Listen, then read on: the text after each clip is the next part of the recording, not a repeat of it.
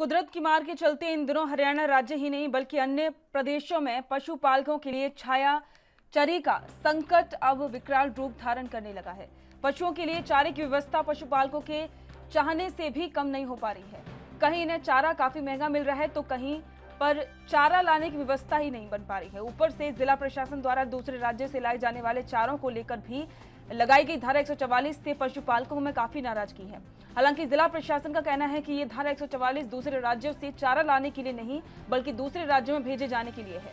लेकिन पशुपालक और गौशाला संचालक कहते हैं कि ये कुदरत की मार है और इसका समाधान केवल और केवल सरकार के पास है।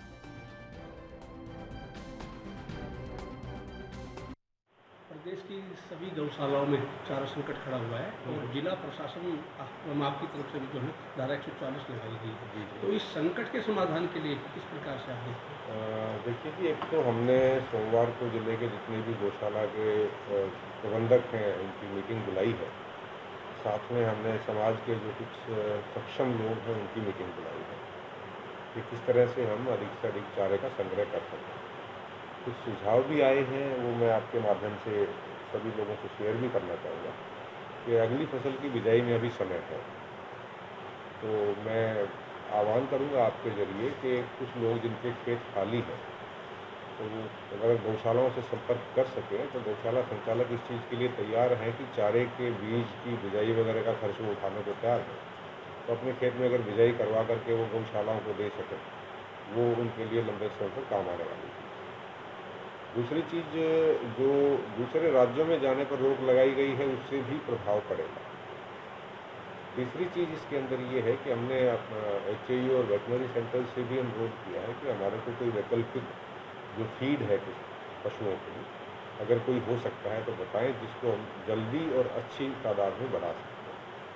तो इन कुछ विषयों पर हम काम कर रहे हैं और उम्मीद करते हैं कि इस चारे के संकट से हम निपट पाएँ। इस साल जो गौ माता पे और गौशालाओं पे जो संकट आया हुआ है वो बहुत ही गंभीर समस्या है, क्योंकि गायें आज भूखी मरने की कगार पे आ गई हैं। और पिछले सालों की अगर रेट की हम बात करते हैं तो पिछले साल से 2 से 3 गुना रेट की कीमत बढ़ गई है। दूसरा, अब की बार बारिश ज़्यादा होने के कारण फसलें गेहूं की फसल जो ख़राब हुई है।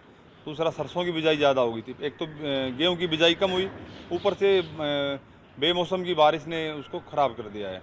तो चारे की कमी होने के कारण इसके रेट बढ़ गए हैं। जी, तो सरकार से कोई गौशालाओं को मदद वगैरह मिल रही है? सरकार की तरफ से अभी तक कोई राहत नहीं मिली है गौशालाओं को। और सभी गौशालाएँ अपने स्तर पर ही अपने चारे को इकट्ठा कर रहे हैं। जर्जर गौशाला की बात करूं तो किस तरीके की व्यवस्थाएं बनाई जा रही हैं जो इस चारे संकट से निपटा जाएगी? जी, हमारी जो गोकुल धाम गौ सेवा मातीर्थ हमारी जो गौशाला है, हम पिछले 3 सालों से इस चारे के कार्य में लगे हुए हैं। हम पिछले 3 साल से खुद चारा बनाते हैं। शुरुआत वाले साल हमने 2 मशीनें ली थी, फिर पिछले साल कुछ मशीनें और बढ़ाई, अब की बार हमने 10 मशीनें और ली हैं। मतलब अब की बार हमारे पास 16 मशीनें हैं। तो हमारी कोशिश रहती है कि भाई हम जितना चारा हमारी गौशाला में लगता है वो हम अपना खुद बनाएं, साथ में दूसरी गौशालाओं के लिए भी चारा बनाएं। तो अगले साल हमारा लक्ष्य है कि 30 मशीनें हम करें और ज़्यादा से ज़्यादा चारा बना के उससे काफ़ी कॉस्ट कम